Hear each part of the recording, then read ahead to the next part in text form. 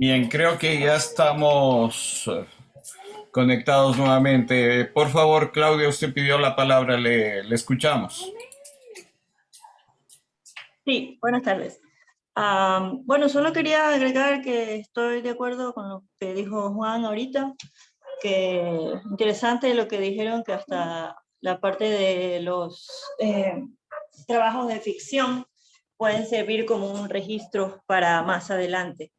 Y a mí me gusta mucho la historia. eh, y hay una frase muy famosa que dice, el que no estudia la historia está condenado a repetirla. Entonces sí, me parece que deberían haber más, eh, me parece que deberían haber más documentales en Ecuador. Me parece que Ecuador tiene muchas cosas interesantes, muchas historias interesantes para contar. Eh, por ejemplo, un documental así al que yo pondría al nivel de Mi corazón en el Jambo, para mí podría ser el asunto este del caso Fibeca de hace muchos años, que es básicamente todavía un medio misterio. Y son cosas muy interesantes que tienen muchas capas, que tienen hay mucha tela que cortar, como dicen ahí, para crear realmente contenido que podría valer la pena. Y un documental, por ejemplo, a mí me gusta porque es algo en lo que es más que nada lo que trabaja es el cerebro. No hay ese nivel de producción y básicamente todo descansa en la narrativa. Entonces, es encontrar las personas correctas, es sacar el testimonio correcto, es armar todo como sea. Obviamente, el, la película siempre va a ser un reflejo de la posición del creador del documental. Pero sí me parece que Ecuador debería, me parece en realidad también que si el cine ecuatoriano se quiere expandir, me parece que debería empezar por ahí, porque esa es, como que dice, el tipo de cine que requiere menos recursos económicos para realizarse. Eh, y podría pues generar otros trabajos y de ahí empezar, porque inclusive atraer a la gente con un caso con el que ya tienes una idea y que sabes que va a estar interesante, es un poco más fácil que atraer al público con un trabajo ficticio, que la gente es como que, ay, ¿y si no me gusta? ¿Y si voy a verlo y pierdo el tiempo? Lo cual es un riesgo que toman con las películas extranjeras siempre, pero que para las películas ecuatorianas no se quiere tomar realmente. Entonces, sí, me parece súper interesante que la Cinemateca tenga este programa en el que básicamente aceptan todos los trabajos porque es parte de un registro, es parte de la memoria del Ecuador. Eh, pero sí, por ejemplo, me parece que debería haber un poco más de interés en promocionar este tipo de cosas. Porque, por ejemplo, yo me estoy enterando de un montón de cosas en este curso porque estoy aquí metida. Pero de ahí son cosas que no se dicen. Por ejemplo, yo sé que no sé si todavía, pero en algún momento en la Casa de la Cultura, Núcleo del Guayas, tengo entendido que pasaban películas y cosas gratuitas, o sea, para que la gente vaya, pero eso es algo que no tiene promoción. Es como que el que sabe, sabe y ya, y nada más, mientras que es algo que podría ser súper interesante, o sea, inclusive para la gente que no, porque igual el cine, la gente va al cine, pero el cine es caro. Comer en el cine es caro. El transporte, o sea, todo eso es dinero. Y para eso, si hay alguna película interesante en la Casa de la Cultura o algo que valga la pena ver o quizá volver a ver, ¿por qué no? Pero sí es algo que debería hacerse más énfasis en cuestiones de prensa, de redes sociales, de todas estas cosas que, yo que sé, anuncios en radio que son inclusive más baratos que anuncios en televisión, pero tratar de hacer como que dice, de correr la bola de, hey, mira, esto es algo que tú puedes hacer, que te sale mucho más barato, eh, que es de fácil acceso porque la Casa de la Cultura está en pleno centro, o sea, no me tengo que ir hasta San Borondón para ir a ver la película que quiero ver. Y, y sí, o sea, me gustaría verlo más. Yo ni siquiera sé si eso todavía está funcionando, no tengo idea. O sea, todo lo que son estas cosas de comunicación, generalmente la gente empieza súper embalada, pero no hay una consistencia. Entonces se va perdiendo y así mismo se pierde el interés. Así que sí, me parece que registrar la memoria del Ecuador nos sirve a todos realmente. Y, Y sí, el trabajo de la Cinemateca es algo que se debería tener más fácil acceso para poder encontrar. Por ejemplo, yo no sé, los trabajos que están subidos están en alguna plataforma propia del sitio web, están en YouTube, ¿cómo están subidos? Existen dos formas, una plataforma propia de la Cinemateca, que es la Cinemateca Digital. Yo ya les mandé esas direcciones, pero si quieren les vuelvo a Ajá. mandar nuevamente. Y estamos subiendo también material a YouTube. Por Ah, ya. ejemplo, Prometeo Deportado, que les mandé a ver, está en la plataforma de YouTube de la Cinemateca, ¿no? Ah, Porque ya. Entonces, por ejemplo, ahí eso lo hace más accesible a todo el mundo. Eh, Obviamente los servidores de YouTube permiten muchas más cosas de lo que yo asumo que permiten los servidores que hay en la Casa de la Cultura. Así que sí, me parece que ese sería un buen camino, un interesante camino para empezar a explorar el cine para el que sea que esté interesado, porque es básicamente solo encuentra la historia correcta y cuéntala de manera interesante. Y ya está. Eso era todo. Gracias. gracias, Claudia, por su participación. Yo creo una cosa también, antes de darles la palabra, chicos, al resto, es que también hace falta que el público sea más comprometido. ¿En qué sentido? Claudia, por ejemplo, preguntaba, en la Cinemateca, sé que pasan películas, no sé si pasan. Yo estuve de programador de la Cinemateca Núcleo del Guayas hace 2 años antes de que empiece la pandemia. Y cogí esa sala con un promedio de 6 personas. Comencé a programar ciclos de películas. Comencé haciendo 2 funciones para no alargarles el cuento. En febrero del 2020 llegamos a tener casi 80 personas por función, lo cual era un éxito. Vino la pandemia y claro, se cayó todo, no podíamos seguir con las funciones. Tengo entendido que se lo quiere reactivar, que van a hacer funciones, pero también yo hablaba con el presidente, con el director ejecutivo de la Casa de la Cultura Núcleo del Guayas, y le contaba de esta iniciativa de hacer un cine, también un cineclub virtual, y le gustó la idea. Entonces, ¿a qué me refiero con esto? Que también es iniciativa del público, iniciativa de la gente que quiere tomarse estos espacios. O sea, la Casa de la Cultura es un espacio de todos, ¿no? La Casa de la Cultura, todo el mundo tiene acceso y derecho a participar. Entonces, sí hace falta también un poco que la gente sea proactiva y que proponga cosas para hacer en esos espacios. Vamos con Andrés, por favor. Andrés, lo escuchamos.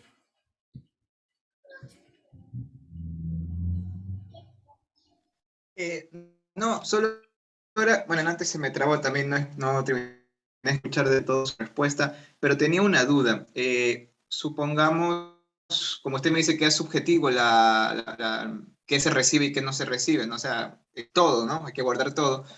Pero, por ejemplo, si hablamos, no sé, de un club de periodismo o un club de cine, de un colegio donde se produzcan cosas, por ejemplo, ¿vale? O, por ejemplo, otra opción, por ejemplo, caso concreto. Yo personalmente estoy haciendo un ejercicio de un documental autobiográfico muy personal, muy mío, de mi historia, de mi vida. Por ejemplo, ese tipo de cosas. Por eso era mi duda, más bien por lo que le preguntaba. ¿También vale o qué está considerado dentro de que debe estar en la cinemateca? Al contrario, me parece muy valedero eso. O sea, y yo les voy a dar igual referencias de documentales en esa línea. Por ejemplo, Juan Martín Cueva, que una película documental muy interesante, el lugar donde se juntan los polos, que es la historia de su familia, ¿no? Y hay otro cineasta, no recuerdo ahorita el nombre, pero que hizo una película, El Grill de algo, no recuerdo bien, pero ya les voy a dar el dato, que son películas así muy íntimas, muy personales y que valen la pena. O sea, ¿a qué vamos el criterio? Que de pronto muchas cosas que usted aborda, que usted topa en ese documental que está haciendo, como decía Juan, de pronto en ese momento mucha gente no le ve validez, pero después de unos años un cineasta coge eso y eso es fuente de inspiración de pronto para una película que quiere hacer. Entonces, el criterio es que sí, hay que guardarlo todo. Es como un libro. Las bibliotecas no están diciendo, no, este libro sí, este libro no. Una biblioteca o una hemeroteca guarda todas las revistas, guardan todos los libros, porque no sabes ese libro o esa revista a quién le va a ayudar, qué información que está ahí va a ayudarle a otra persona. Igual pasa con los videos, estamos guardando la memoria y esta memoria, entendamos el hecho de la memoria, como dijo el Pocho, es algo que ya pasó. Este momento mismo que estamos hablando ya pasó, pero queda en el audiovisual, queda por ejemplo en el registro. Esto que algún rato alguien lo verá y le va a servir. O de pronto otra gente se inspirará en ciertas cosas. Entonces, ese es el criterio, guardarlo todo porque no sabemos a quién le va a favorecer o a quién le va a servir en un determinado momento. Vamos con Gigi, por favor. Buenas noches. Bueno, tenía una duda sobre, bueno, lo de del cine, tenerlo como registro, eso no tengo ninguna duda. Pero en el caso de si hago un videoarte en relación de la narrativa, la ficción, ¿será válido para tenerlo como registro o no? Porque cine es como un largometraje, pero videoarte es como más video de 3 a 5 minutos y es más como presentación artística. Entonces, no sé si eso será válido como un registro en relación de lo que estoy viendo ahorita. Todo es válido. Mucho más, igual videoarte, es válido. Es como decir, por ejemplo, vamos a guardar animaciones, por supuesto. Vamos a guardar animaciones. O sea, entendamos que eso, que un archivo es un registro de todo lo que se hace y de todo lo que se produce. ¿No? Entonces es importante guardar esos archivos, esos registros. Como veíamos en el documental, Ecuador es un país en donde somos amnésicos un poco por naturaleza. No guardamos nuestra memoria. Las mismas televisoras, ustedes no saben cuánto material las televisoras de noticieros o de programas han deshecho, porque como antes se grababa en cassettes grandes, estos de Umatic, les ocupaba mucho espacio, han botado muchas cosas a la basura. Entonces no nos damos cuenta que estamos botando a la basura nuestra memoria, estamos botando a la basura documentos audiovisuales que pueden ser importantes. De pronto no en este momento, pero sí en un futuro. Entonces todo registro audiovisual, videoarte, animación, un documental personal, todo es válido y todo tendremos que guardar, pero depende, claro, de la voluntad de ustedes, porque la Cinemateca no puede obligar a alguien que no quiere dejar su registro a que lo deje ahí. Al contrario, tiene que partir de la iniciativa de los realizadores, de la gente que tiene su material, dejar una copia en el archivo fílmico de la Cinemateca. No sé si con esto contesto la pregunta. Sí, es que justo como estuve viendo las clases en relación de los textos, por eso les estaba diciendo desde el principio que me va a servir mucho en mis temas en relación de memoria, ficción, sobre todo la ficción, porque tanto como el documental y la ficción, por lo visto hasta ahorita, está interesante, sobre todo en la ficción, porque aborda más un poco de mi tema, eh, eh, como, o sea, la ficción y no ver tanto la realidad. Entonces, tenía como esa duda de que si en caso hago un videoarte también se tomaría en cuenta, ya que es como sería registro como no referentes de cineastas, sino también más bien como referente artístico, ya que sería vinculación de las artes en general, entonces tenía como esa cierta duda, pero sí. Muchas gracias, esa era mi inquietud. Ya, muy bien, Gigi. Sí, tenemos que guardarlo todo. O sea, la cinemateca se llama cinemateca porque los primeros archivos que se guardan en toda cinemateca son archivos cinematográficos. Pero justamente en los actuales momentos que trabajamos en digital, en formatos digitales, con mucha más razón guardar esos archivos que ahora es tan fácil de reproducirlos. Es tan fácil ahora, por ejemplo, un trabajo que hacen ustedes, que hacen en video digital, mandar una copia inclusive por WeTransfer o por internet, es tan fácil, ¿no? Y ya se conserva ese material. Entonces, sí, el trabajo de la memoria y de guardar la memoria es importante. Recuerden ustedes que hace algunos meses una noticia trágica fue el incendio de la Cinemateca brasileña. ¿Y por qué se produjo esto? Porque también hay gobiernos o dirigentes de los gobiernos, funcionarios irresponsables, que no les interesa el tema de la memoria.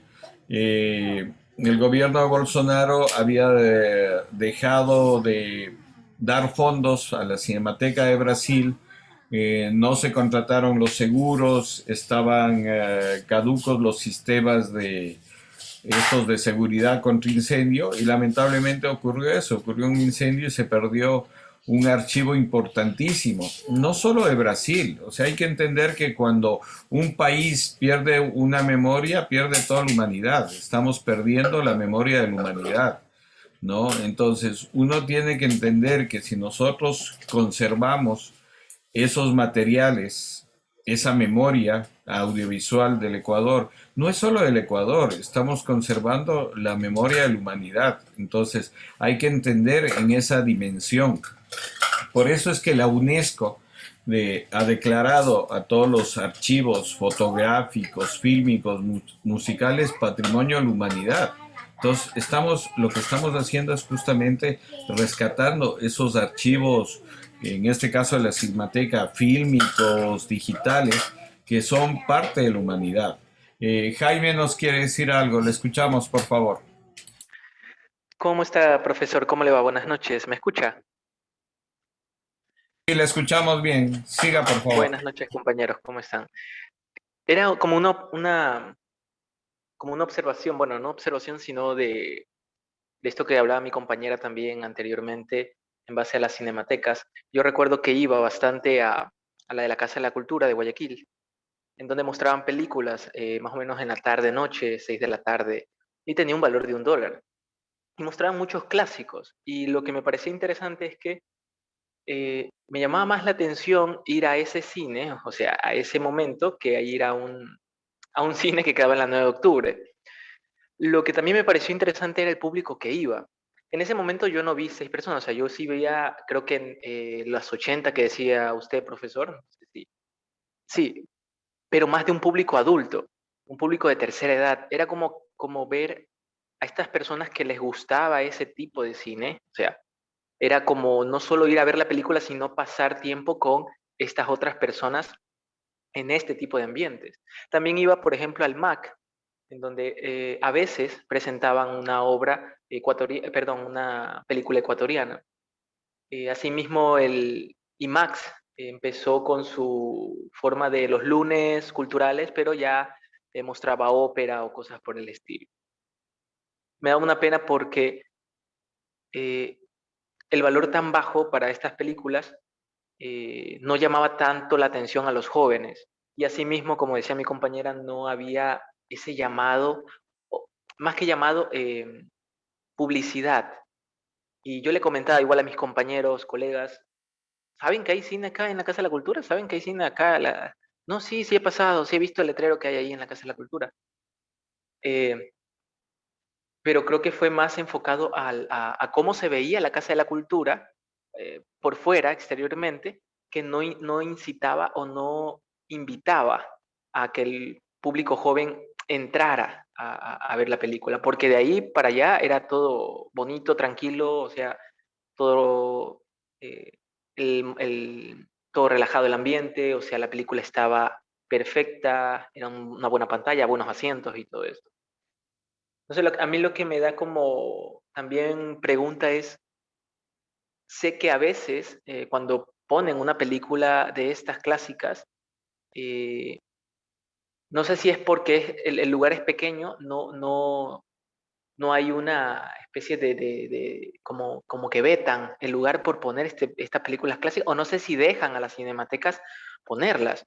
Pues yo siempre me preguntaba, yo me decía, Chuzo, espero que no les caiga esto, que es como una ley que no pueden eh, este, proyectar películas que no se les haya pagado tal por derechos de autor o cosas por el estilo. Esa fue siempre mi duda. También que ahorita actualmente, ya hace unos meses atrás, nosotros hemos tenido un deber universitario en el cual tenemos que hacer un producto audiovisual y me iba a ir por el lado del documental, hacer un documental en base a las obras escénicas que se han hecho en el país y pues asimismo contar las historias detrás de escena antes de la presentación. Pero el reto monumental de poder hacer un documental era que, a ver, ¿por dónde la voy a guiar? O sea, no quiero contar lo que yo quiero que sepan, pero sí tengo que ser como equilibrado en que tiene que saberse las cosas que pasaron, pero al mismo tiempo, em, como no ofender a ambas partes. Entonces es como un poco difícil al momento de crear una cosa así. Igual yo no soy experto en esto de crear producto audiovisual, pero nos guiamos más por hacer un producto, un programa de entrevistas, que era un poco más sencillo que hacer un documental en el cual tienes que leer, informarte, saber el pasado, o sea, dónde está cada una de las personas que vas a entrevistar y hacer todo un cronograma de entrevistas y, bueno, las preguntas adecuadas también. Entonces, eso nomás quería mencionar aquello de la Cinemateca de la Casa de la Cultura, que ahora creo que en pandemia no está abierta y me da un poco de pena también eso. Gracias, Jaime. A ver, la Cinemateca Núcleo del Guayas tiene una tradición, yo diría desde hace unos 30 años. El primero que empezó proyectando, bueno, uno de los primeros que había empezado es un arquitecto, que no recuerdo el nombre, pero él había empezado. Después de los que yo sí tengo referencias de Gerald Rath, que empezó con el Cineclub, y la época que usted menciona, estaba Jorge Suárez. Jorge Suárez era el que estuvo casi 10 años al frente de la Cinemateca y que ponía clásicos porque él tenía una colección de películas clásicas, especialmente de cine norteamericano, y eso proyectaba ahí en el cine de la Casa de la Cultura. Evidentemente, uno de los problemas que se tiene es el asunto de derechos. Por eso es que muchos de los trabajos que nosotros presentábamos es de cine ecuatoriano o de películas que ya han sido liberadas. O sea, hay una ley que dice pasado determinado tiempo, si es que no hay reclamo de herederos, ya es de uso universal. Por ejemplo, ciertas películas de Chaplin ya son patrimonio de toda la humanidad y no hay que pedir tantos derechos. La Pero, ley de, perdón que lo interrumpa, yo sí me he leído esa ley, la ley de sí, derechos de autor es un arreglo internacional. 70 años después de la muerte del autor, ya se pierden los derechos, o sea, ya ni los hijos, ni los herederos, ni nadie tiene derecho a declarar. Otra cosa es, por ejemplo, la interpretación de una obra. En el caso de la música escrita, por ejemplo, de Beethoven, puede venir alguien a grabarla ahorita, su interpretación, y esa persona tiene sus derechos. Pero la obra escrita en sí ya no tiene, es libre. Por eso es que los libros antiguos son incluso más baratos, porque los empiezan a reproducir alrededor del mundo sin preocuparse de regalías ni nada de esto en cuestiones yo qué sé, Jane Austen, de Shakespeare, de todos estos autores que ya tienen muchísimo tiempo muertos. Perdón la interrupción, continúo. No, al contrario, gracias, porque es importante aclarar esos temas. Sí, 70 años, ¿no? Que ya se tienen los derechos, digamos, de todo. Pero se puede llegar a arreglos, o sea, hay representantes, ¿no? De las diferentes distribuidoras o de los productores, en donde se puede llegar a arreglos de difusión. También hay una actual corriente de gente que un poco cree más en la piratería, ¿no? Y vemos muchos portales que tienen cargado un montón de películas, inclusive actuales, y uno puede verlas o hasta descargarse, pero a veces ya les caen y ya se cierran esos portales. Entonces, eh, yo digo un poco, no es que esté de acuerdo con la piratería, pero también el conocimiento, la información sí tiene que circular. Nosotros mismos en estos sitios que yo les he conseguido para ver, muchos de ellos son de estos sitios piratas que suben este material y que si no estuvieran ahí muchas de estas películas no las hubiéramos podido ver, ¿no? Por el tema este justamente de derechos. Pero yo sí creo que eso, el conocimiento, la información tiene que circular, ¿no? En el sentido de eso, que tiene que servir para que la gente se informe, se eduque. No creo que estemos haciendo mal a nadie, no estamos comercializando con eso ni nada. Entonces, sí. Por ejemplo, yo cuando les he puesto ciertos fragmentos de determinadas obras y subo el material, me sale que ese material está restringido en determinados países por el tema de derechos de autor, ¿no? Pero justamente yo cuando subo pongo este material no tiene ningún uso monetario y entonces ahí sí se puede visualizarlo. Bien, no sé si alguien tiene alguna otra pregunta, algún otro comentario con respecto al cine y la memoria. Yo les iba a plantear una cosa también que con respecto no solo a la entrega de materiales, sino con respecto a-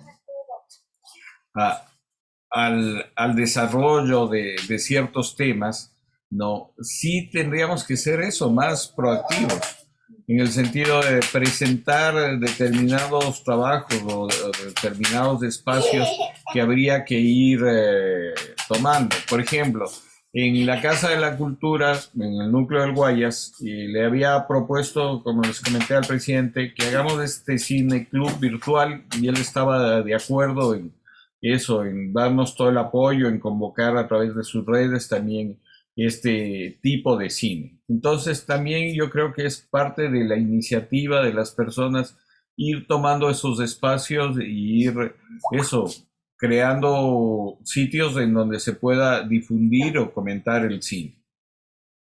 Bien, si no hay ninguna otra pregunta, ningún otro comentario, agradecerle su participación y nos estaríamos viendo la próxima semana. Una buena noche con todos. Gracias. Gracias. Gracias. Chao, chao.